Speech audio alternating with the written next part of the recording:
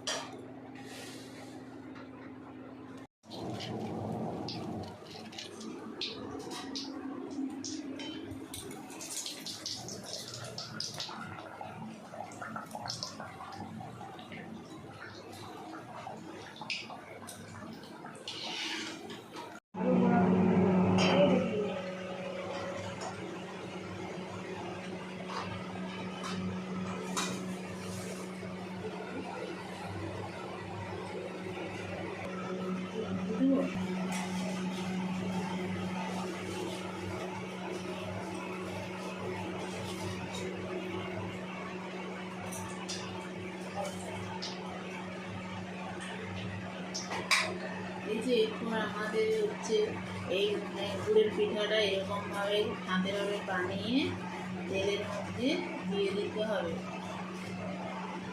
তেলের মধ্যে এটা উল্টিয়ে উপরে বেশ সুন্দরভাবে লাল লাল করে উঠবে, তারপর এটা তুলে নিতে হবে।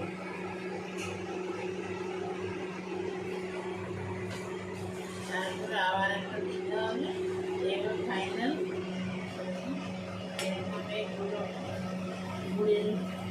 গুঁড়োটা নিয়ে মিশিয়ে দিতে হবে।